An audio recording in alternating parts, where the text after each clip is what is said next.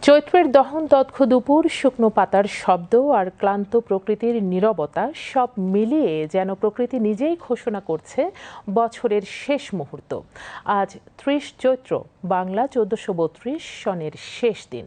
সময়ের আবর্তনে একটি বছর শেষ হচ্ছে আর শুরু হচ্ছে আরেকটি নতুন বছরের। চৈত্র সংক্রান্তি বাঙালির ঐতিহ্য ও সংস্কৃতির গুরুত্বপূর্ণ অংশ, যেখানে পুরনো বছরের দুঃখ, ক্লান্তি আর গ্লানি পেছনে ফেলে নতুন শুরুর প্রস্তুতি নেওয়া হয়। এই দিনটি একসময় নির্দিষ্ট কিছু সম্প্রদায়ের মধ্যে সীমাবদ্ধ থাকলেও এখন তা সার্বজনীন উৎসবে পরিণত হয়েছে। ঐতিহ্য, সংস্কৃতি আর পরিবর্তনের এই মুহূর্তে ঘিরে বিস্তারিত থাকছে জাকিয়া জামান আনিকার প্রতিবেদনে।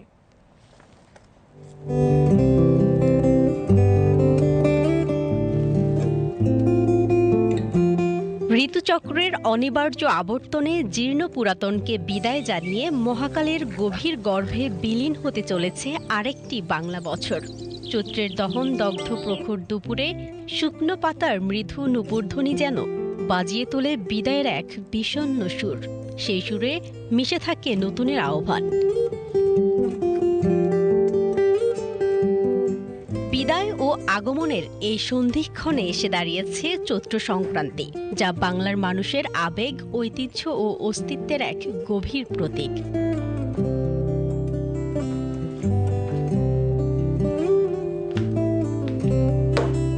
আজ বাংলা সনের অন্তিম দিন।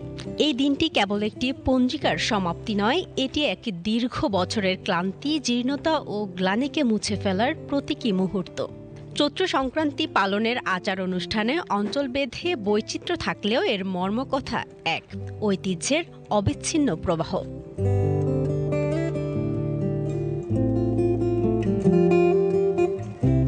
যুগে যুগে কালের পর কাল ধরে বাঙালির জীবনধারা, বিশ্বাস ও সংস্কৃতির সঙ্গে নিবিড়ভাবে জড়িয়ে আছে এই দিনটি। আমার বেলা যে যায় সাঁঝ বেলাতে, তোমার সুরে সুরে সুর মেলাতে আমার বেলা যে যায়।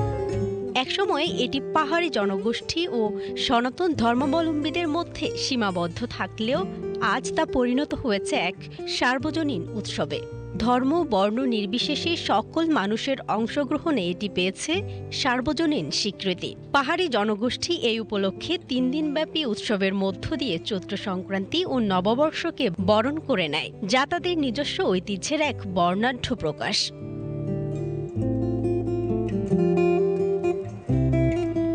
গ্রাম বাংলার নৈসর্গে চৈত্র সংক্রান্তির আবহ যেন আরও গভীর ও প্রাণবন্ত।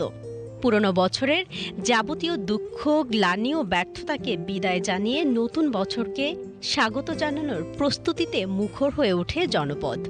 ব্যবসায়িক জীবনে পুরনো হিসেব নিকাশ চুকিয়ে নতুন করে হালখাতা খোলার যে প্রথা, তা যেন নতুন সূচনারই এক প্রতীকী ভাষ্য।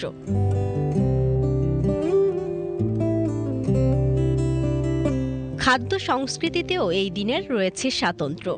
আমিষ বর্জন করে নিরামিষ আহারের যে চিরায়ত রীতি, তা আজও বহমান। কোথাও কোথাও ১৪ প্রকার শাক দিয়ে শাকান্ন রান্নার যে প্রথা, তা যেন প্রকৃতির প্রতি কৃতজ্ঞতারই এক নিবেদন। আবার কোনো কোনো অঞ্চলে ছাতু খাওয়ার প্রচলনও এই দিনের ঐতিহ্যের অংশ। চৈত্র মাসে রোগবালাই বৃদ্ধির আশঙ্কা থেকে তেতো ও শাকসবজি খাওয়ার যে রীতি, তা কেবল বিশ্বাস নয়, এটি এক প্রাচীন জীবনবোধের প্রতিফলন, যেখানে স্বাস্থ্য ও সংস্কৃতি এক সূত্রে গাঁথা।